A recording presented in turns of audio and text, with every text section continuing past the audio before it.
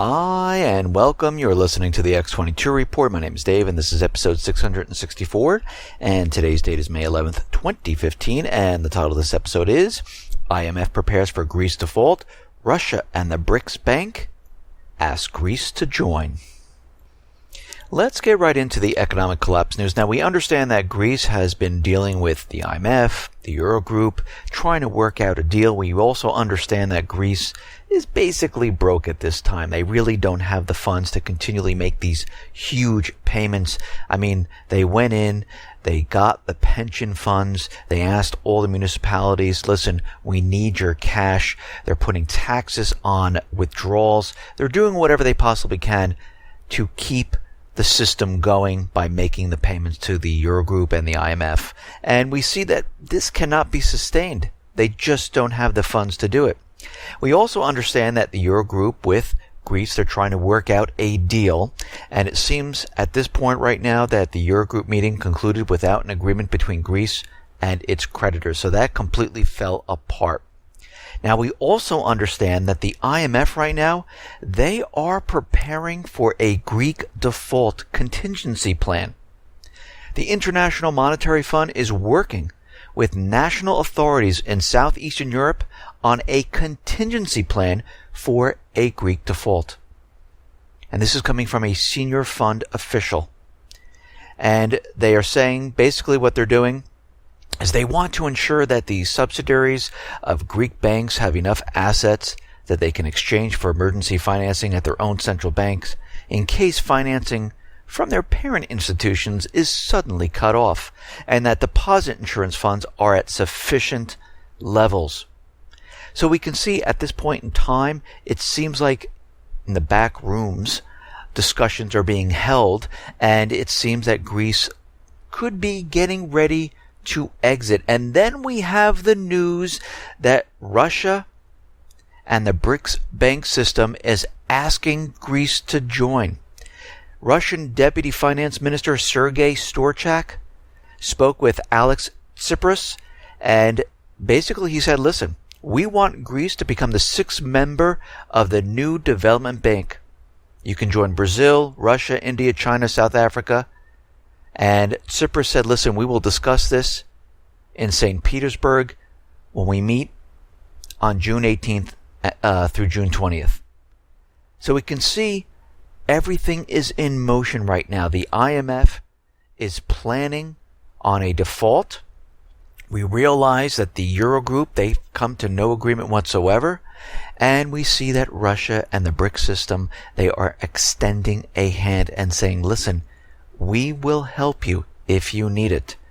Now we can see that Greece most likely will eventually pivot towards these countries because it's going to be a very tough time coming up with the funds to pay each one of these payments. Because the Eurogroup, the IMF, to get these additional funds, which will put them further into debt, they have to impose austerity on the people. And the people voted in this government because they said, we will not impose more austerity. And I could see this is why the Greek government right now is looking towards Russia and the BRICS systems. But we'll have to see how this plays out. But from what we're seeing and the indicators that we're seeing right now, it seems like we're heading in that direction. Now, out in the UK, in Northern Ireland, we see things in the economy are not going well. April was the fourth month in the last 5 in which business slowed down for Northern Ireland, with steep declines for construction and retail. And we see overall business activity is much slower than some of the other regions in the UK. And this is starting to spread because we understand it started out with Greece, Cyprus, it spread to Italy, Portugal, Spain, France, it moved up to the UK, to Germany, and it's continually spreading to all these countries, and every single one of these countries are feeling the effects of the economy slowing down. Construction and retail were among the poorest performers. Shop owners reporting their worst sales since 2012. Construction right now, it's the lowest activity in 2 years. So right now we can see the economy in Northern Ireland not doing well. And we're having reports, which I reported on many, many times from the UK, from Germany, the economies are starting to slow. We're starting to see a break in the entire economic system. Here in the United States, what are we seeing? Well, they put out the phony, fake, false unemployment numbers. Of course, that unemployment number came down to 5.4%. And of course, all these jobs that they're adding does not connect to what's really going on in the industry, in the worldwide economic indicators. We are seeing that jobs are being added, but there's no increase in retail sales. Jobs are being added, but there's no increase in house sales. Jobs are being added, but we don't see companies hiring. Jobs are being added, and we see part-time jobs being added. And we're seeing continual layoffs. We see the BLS is not counting those jobs that are laying off in the energy sector in Texas and many other states. They're just not counting it because we compared it between Challenger Gray and Christmas, a private firm, to BLS. And there is huge discrepancies. So we can see at this point in time, things are not looking good for the economy. Basically, we are in a collapse situation, and it is accelerating. I mean, think about this. We understand the real estate industry is completely falling apart. They're bringing in hedge funds, investment companies. There are foreigners coming in with cash, free money, and they're just buying homes. They're holding on to them. The banks have been told, listen, do not completely foreclose on houses. Let people stay in there. We don't want them in the market. We want the prices to go up. And this is what we've been seeing at this point, because what we've seen is that mortgage companies have been laying off. Mortgage applications are declining. The interest rates have ticked up a little bit. And this throws more and more people out of the real estate market. They can't afford the houses.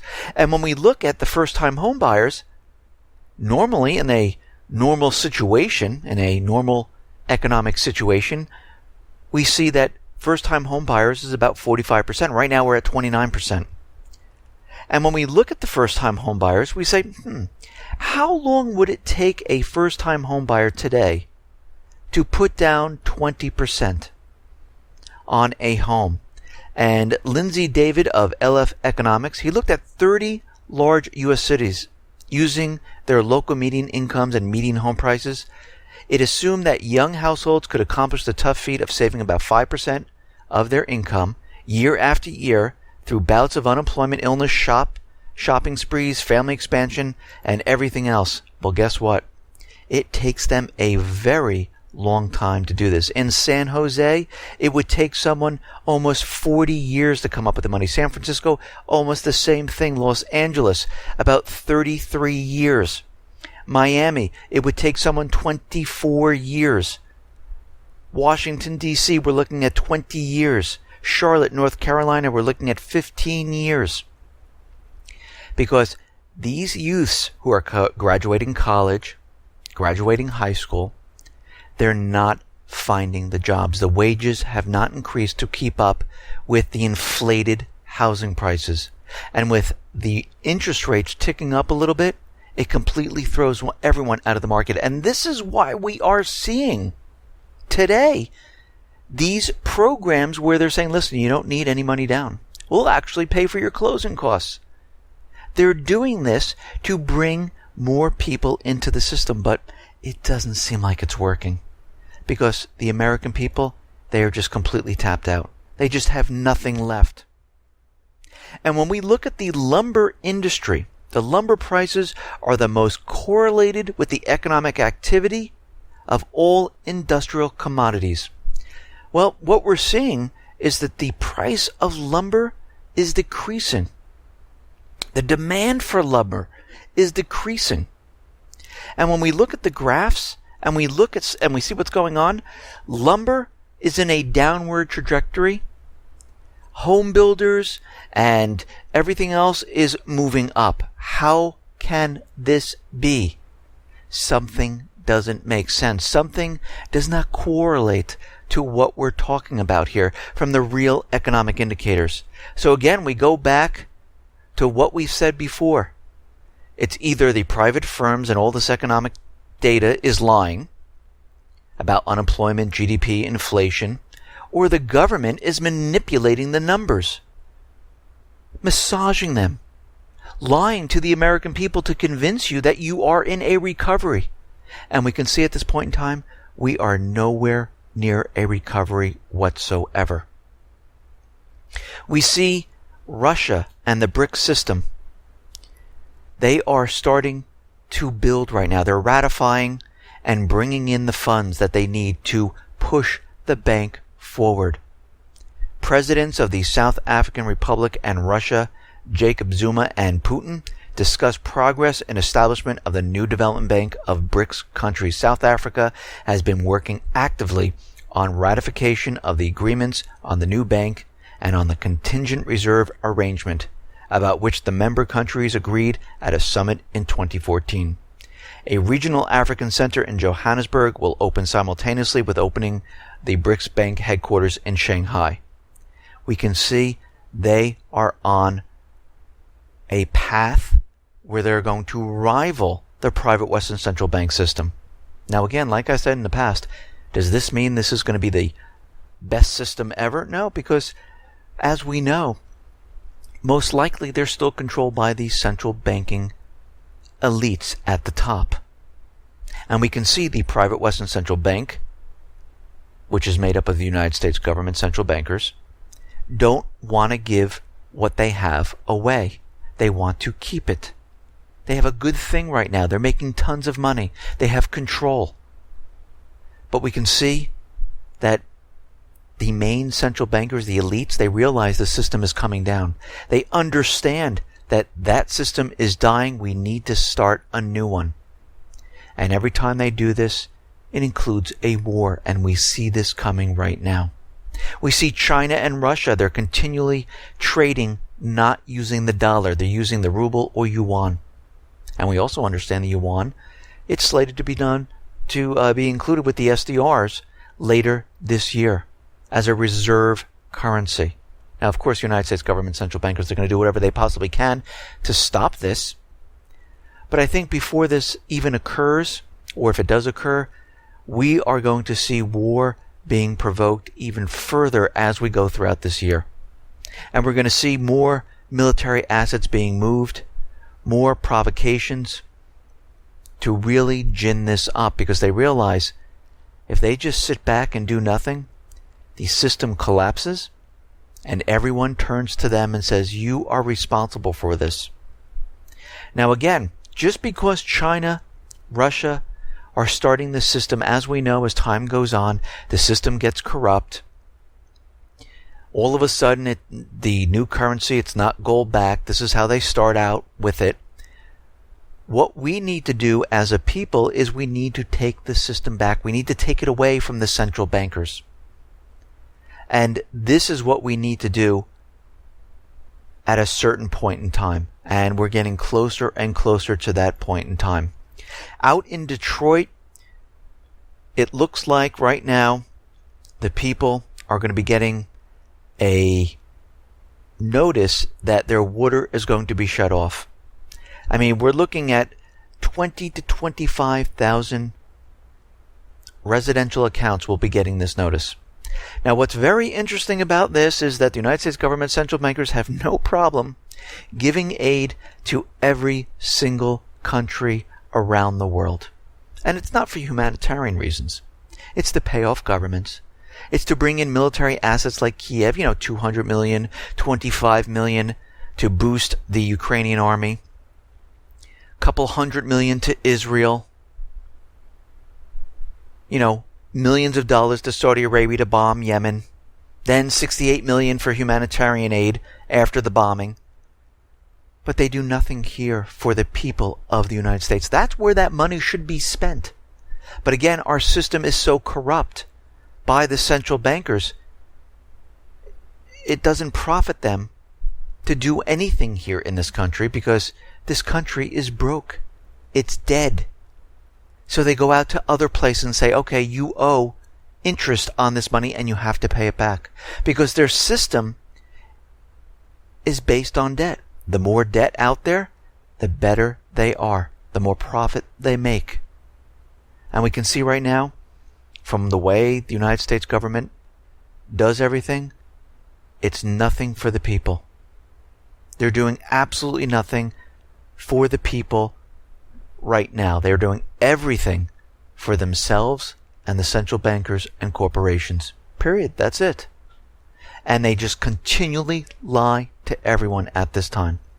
We see the number of Americans renouncing U.S. citizenship continually inches up. Actually, it has reached all-time highs.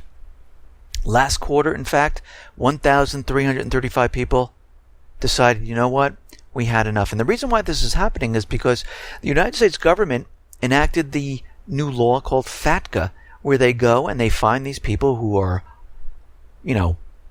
supposedly, as they would say it, hiding money, which they're not hiding it. They have it in bank accounts because they're working in different countries. They want a piece of that because this is what happens with a dying society. They look for revenue anywhere they can possibly find it. And this is why they're pushing out all these draconian bills and laws like Obamacare. You can see the carbon tax coming up for global warming because they have to raise revenue. They're using FATCA to go around the globe and look for more revenue because they don't have enough to pay for the debt. And if these interest rates inch up a little bit, they won't be able to pay it. The whole system will come down, crumbling down. It will not be, they cannot sustain it whatsoever. It's impossible. We see Donald Trump is out there. He's even saying the TPP trade deal is a complete disaster.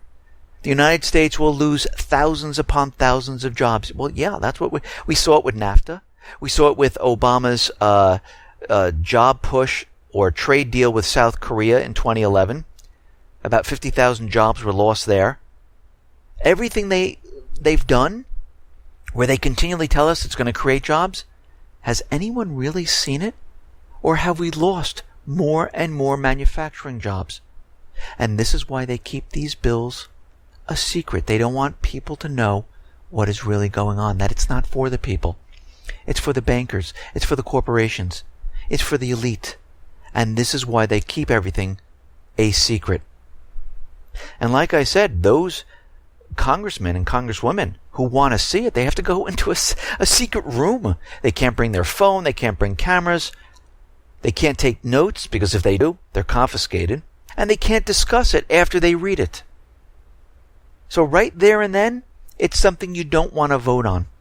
And of course they're using, it's national security. No, they use national security way too much to keep everything a secret. And every time they use national security, red flags should be going up all over the place. The reason why they're using it is because they don't want the people to know what's really going on. Now we understand the U.S. government, the Patriot Act, will expire June 1st. And of course they're trying to push forth the U.S. Freedom Act, which is absolutely ridiculous. All these titles that they put on all these bills, like the Affordable Care Act, which is not affordable, the Patriot Act, which is nowhere near nothing that's patriotic about it, the U.S. Freedom Act, there's no freedom in it whatsoever. It's always the opposite of what the title is. But we understand that they've been spying on the American people, even without these bills. They don't care about the laws. They just bypass them completely. But most people don't realize that the words they speak are not private in phone conversation. Basically, out of the top secret documents from Edward Snowden, they show that the National Security Agency can now automatically recognize the content within phone calls by creating rough transcripts and phonetic representations that can be easily searched and stored. Actually, YouTube does this right now on videos. If you've ever taken a look at it, you go to I think it's the Share tab, and you go to transcripts. It transcribes what is being said in the video automatically. Now, is it perfect? No, it's not. But they look for keywords. And this is what the NSA does. They take it, they transcribe it, and they look for keywords. And they use that to see, let's see, Who is this person talking to? Did they mention war? Did they mention, the government is doing everything against the people? And these are the things that they're looking for. And they correlate all the information into a database. They compare it to social media. They compare it to your emails, your texts. And they start to create a profile about each person. And if they need that information later on, they pull it up out of the database system. And this is what they do to spy on every single person. They do it for blackmail purposes. They do it for investment information. They do it to steal patents. They do it to figure out who's doing what in the country. And basically, this is what they're continually doing. I mean, the U.S. government is out there saying that we can classify anything and judges can't stop us. At a hearing today on a lawsuit seeking to make videotapes of force feeding at Guantanamo Public, Justice Department attorneys argued that the courts cannot order evidence used in trial to be unsealed if it has been classified by the government. We don't think there's a First Amendment right to be classified, First Amendment right to classify documents, and this is coming from the Justice Department lawyer Catherine Dorsey. The judge at the D.C. Court of Appeals appeared skeptical about this. Chief Judge Merrick Garland characterized the government's position as a tantamount to claiming the court has absolutely no authority to unseal evidence, even if it's clear the government's bid to keep it secret is based on irrationality or that it's hiding something. Well, we know this is why they go ahead and they say, no, this is classified. It's national security purposes. You cannot see this. It's like the Stingray device. They do this every single time, and they use this to get around the law. They say, no, we can't let you see this. And every time they do this, it's not because it's national security. It's because they are hiding things. That's it. Period. Now, we understand the U.S. government central bankers. They realize that the system's coming down, that we're collapsing, basically, and they're getting prepared for this. I mean, we see on the White House, they're putting up the double spikes. They have a buffer zone in front of the White House. Most of the government buildings now have additional security because they realize when the system starts crumbling apart, people are going to be upset. They're going to be angry. They're going to go after the government. They're going to riot. They're going to get together. And what's very interesting about this is that they've been preparing for this since 2008. And back then, as we remember, the system came crumbling down. And of course, as any fascistic system, they bailed out all the corporations instead of letting the system completely crumble apart and restart. So they decided to bail out all these corporations that made very bad business decisions. And the people are basically holding the tab for all this. And they've been pumping the system up as best they could for the last 7 years. Of course, they're doing a lot of manipulation. They're telling everyone that everything is fine. We're in a recovery. But since 2008, a U.S. Department of Defense research program is funding universities to model the dynamics, risks, and tipping points for large-scale civil unrest across the world, under the supervision of various U.S. military agencies. This is a multi-million-dollar program designed to develop immediate and long-term war fighter-relevant insights. So what are they doing here?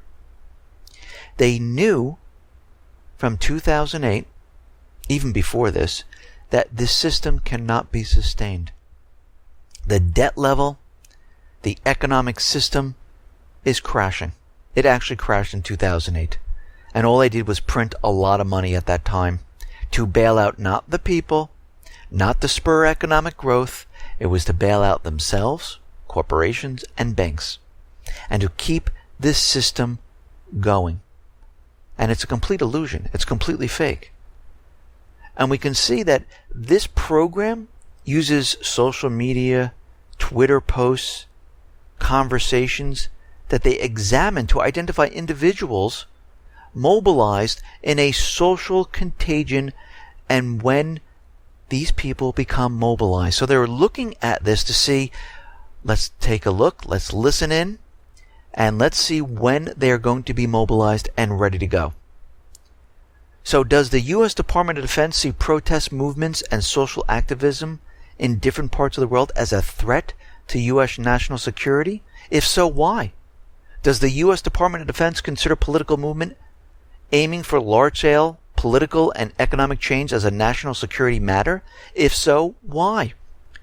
Activism, protests, political movements, and of course NGOs are a vital element of a healthy civil society and democracy. Why is it that the DoD is funding research to investigate such issues? Because they realize, and they're trying to understand and locate those people who are going to be a threat to their authority.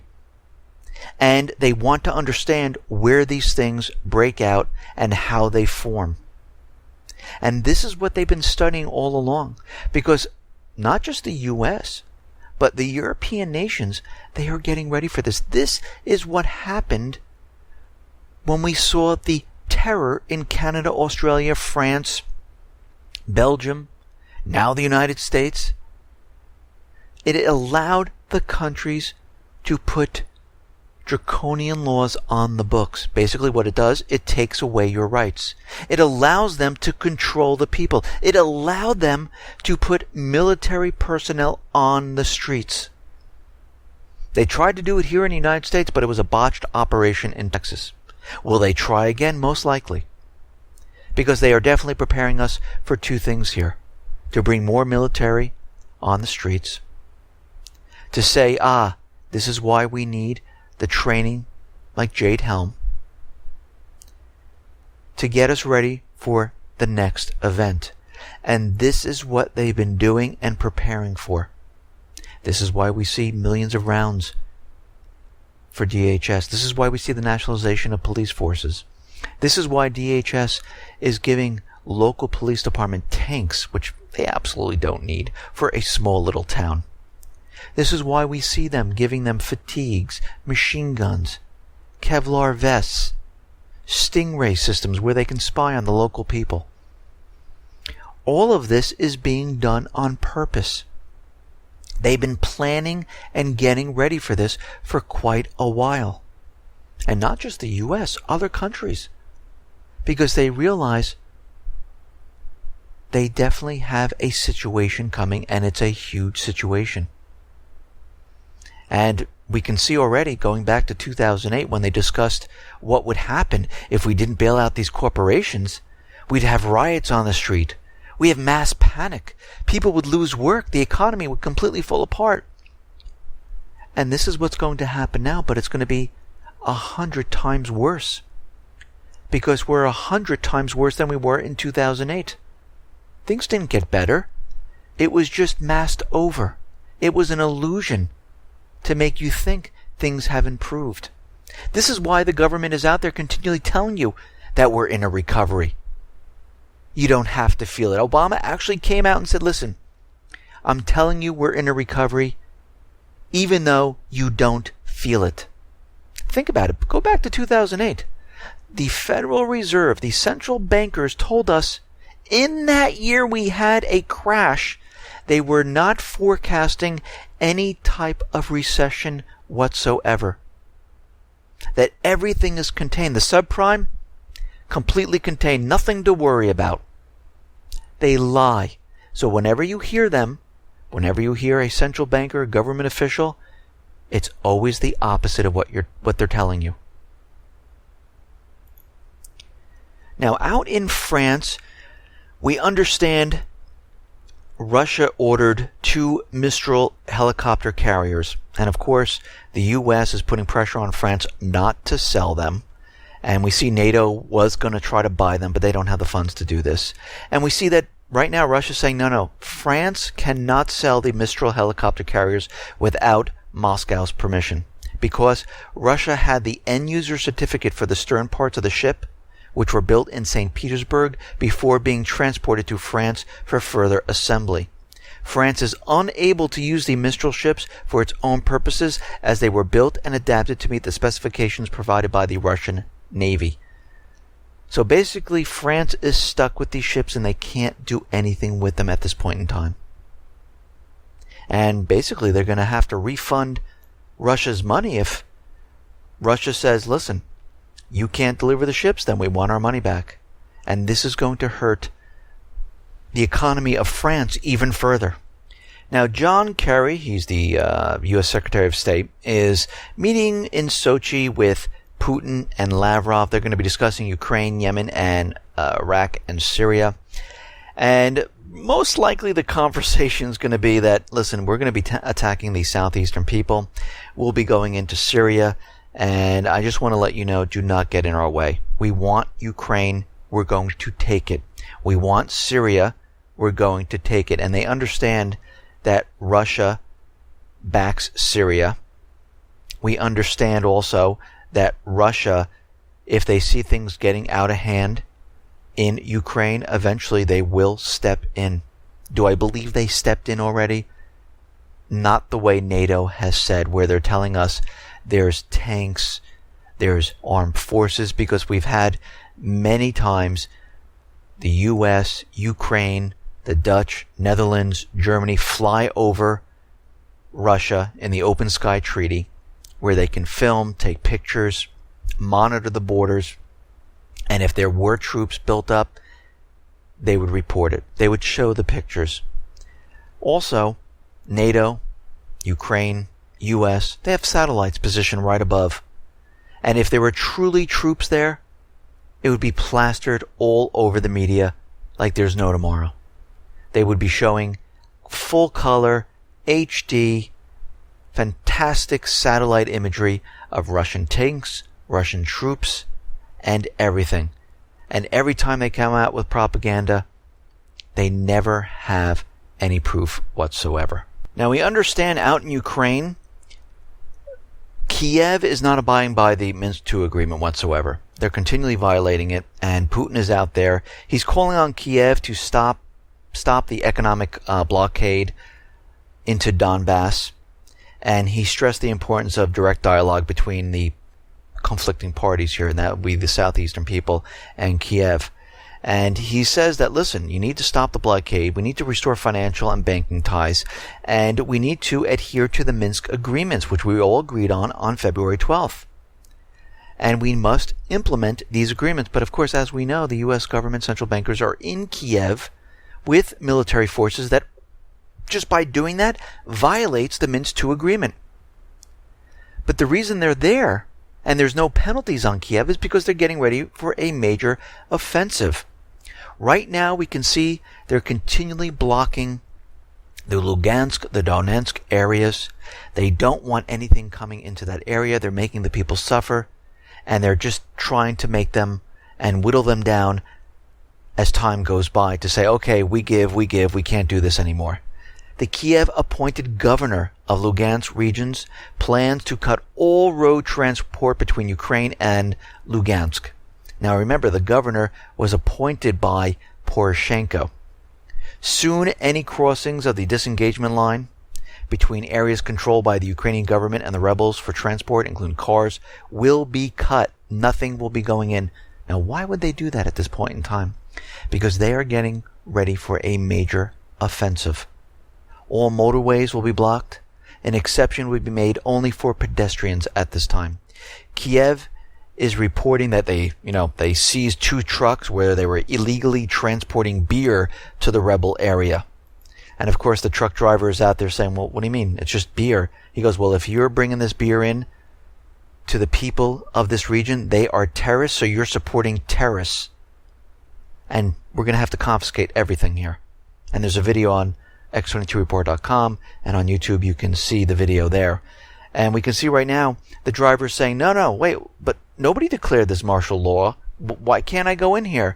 And basically, they will not allow this to happen because they're blocking off the entire southeastern area. They are getting ready for a major offensive. Now, Kiev, they owe a lot of money to Russia right now, and they're trying to backpedal. They're trying to say, oh, we don't owe it because of this reason and another reason. And they've come up with another reason of why they don't owe the money, because Russia actually owes them about $350 billion. For what? For invading Ukraine and causing the problem in Ukraine. This is why Russia owes them. Well, wait a minute. If we go back in time, wasn't it Victoria Nuland who was caught on a phone call talking about the coup d'etat where they spent about $5 billion? They put in a puppet government. And basically anyone that didn't agree with the new puppet government, they were deemed a terrorist. So basically, this problem in Ukraine is actually the United States. Just take a look around. Look at Yemen. Look at Libya. Look at Lebanon. Look at Iraq. It's exactly the same. You always have a humanitarian crisis. You have the country completely falling apart economically. And you always have war. And they're doing it to Syria. Soon it will be Iran. I mean, look at Sudan. Look at Somalia. Look at all these countries. There's many more. It's always the same. Right now, NATO is out there and they're using propaganda. And this is how we know that the United States, NATO, they're getting ready for a major offensive. NATO's chief said on Monday that Russia had built up forces on the border with Ukraine and sent more military hardware into eastern Ukraine. There has been a Russian buildup both along the borders between Russia and Ukraine, but also inside Ukraine. We see tanks, we see artillery, thousands and thousands that we just don't have pictures. We have no photographic evidence. We have no video. We have no satellite imagery. But you're just going to have to believe us once again. And every time they produce a photo or a video, it's always back from like 2009, 2011, or they just make it up and say, yeah, this is in Ukraine. And then we find out, no, it's not in Ukraine whatsoever. So basically, they're continually lying. NATO chief Jens Stoltenberg is saying that Russia has violated the Ukraine ceasefire. Yes, they violated it. And now it's open season for war. They are using this propaganda. They are getting ready for a major offensive. And we've seen this, actually, when they had their other offensive. We saw this during the coup d'etat. The propaganda always comes first. And then what do we have? The offensive. This is what we're seeing. Actually, Poroshenko, he was out there and he had a trip to an army training center and he was talking. And basically, he kind of admitted that Ukraine is using a ceasefire in Donbass to strengthen its defense capacities and rearm their troops. This is what he was saying at the army base. Because there's no reason for the southeastern people to rearm and use this lull to reinforce. Because they were already plowing through the Kiev troops. Why did they stop? They could have gone all the way down to Mariupol, onto where the Black Sea is, and all the way to Kiev. There was nothing to stop them. But all they want is their little area. The losers needed time to rebuild, to train, to bring in new weapons. So this is how you know when the government officials say, it's the southeastern people. No, it isn't. It is them in Kiev that are arming, getting ready. And we can see right now, Poroshenko admitted it.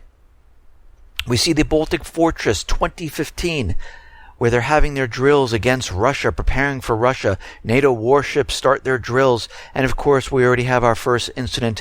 And I knew this was coming, and we mentioned this many times before. Every time there's a drill of NATO preparing for Russia, they always have to add a little bit of a story in that, there was a Russian transport plane near here, and it looks like they were trying to enter our Baltic area. And of course, they were in international space. They weren't flying into anyone's area whatsoever. But again, this is during the drills, and they always seem to have some type of story that they push out into the media for propaganda purposes. We see now that China is making deals with Djibouti. We understand that U.S. already has a base in Djibouti. And we can see that China right now is negotiating a military base in the strategic port of Djibouti. And the president of Djibouti says, listen, Beijing presence is very welcome in our country. Now, the United States most likely will not like this at all. Now, the former president, Saleh, he has declared alliance with the Houthi rebels. We see the Houthis now have a truce with other factions inside of Yemen. They're all working together. And as soon as this happened, it seemed that the Saudi forces decided to destroy Saleh's home.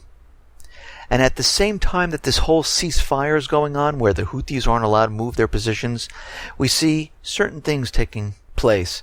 Saudi Arabia has announced that a strike force has arrived on the border with Yemen as the operation to quell Houthi militias in the country continues. And they're building up their forces on the border, bringing in paid mercenaries, anyone they possibly can get. And of course, they put forth a 5-day ceasefire. And basically, this is what we saw back in Ukraine. When they said, let's have a ceasefire, and Poroshenko came out and said, listen, here's the ceasefire, and here's the deal. Drop your weapons and surrender. And basically what Ukraine did is they reinforced their troops during this period. And basically located the positions of the forces of the southeastern people. The same thing is happening right now in Yemen. This is really what the 5-day truce is the ceasefire is all about. They're basically bringing in armed forces, locating the positions. This has nothing to do with humanitarian aid. Of course, there was a lot of pressure on the U.S. government, central bankers, to bring in humanitarian aid, and they figured, you know what, let's use this to find their positions, because after the 5 days, we're just going to go all out on the Houthi people. And this is exactly what they're planning to do at this time. Now we see DHS, Jay Johnson is out there, and we saw that first Islamic State attack in Texas, which was completely botched. We know Pam Geller completely set the whole thing up. It was staged. And there were patsies, of course, that the FBI controlled. He had a handler. And we see right now that DHS Secretary Jay Johnson, he's out there reporting that, yeah, the lone wolf terrorists, they could strike at any moment. We could see another 9/11 again. We talked about lone wolves going back about a year, that they were going to use this. And here we are today, where they're actually bringing the Islamic State into the country, using it as propaganda to get the people used to this, that yes, the Islamic State will be attacking. They have all their operatives in position, ready for a green light, because you have to remember what they're doing at this point in time. They have the authorization for war in Congress. They need that passed because they are getting ready to invade Syria. And without this, it's very difficult to do this. So right now they are planning, most likely, to get the authorization for war passed using the Islamic State, which is really the proxy army for the United States government, central bankers, controlled by Mossad, by UK, and other countries. And they're going to use this because they're mounting a major offensive come this late spring going into the summer. Most likely, I'm thinking it's going to happen in the end of July, as soon as Congress leaves for vacation. We're noticing a pattern. This is when they do it. This way, Congress cannot say anything, and the president can do whatever he wants to do. Of course, taking orders from the central bankers. And we can see right now, Ukraine, they're ramping up everything, getting ready. We see it in the Middle East. And this, most likely, will push us into war. Listen, everyone, thanks a lot for listening. Be well, be safe, and especially be prepared. Thanks a lot.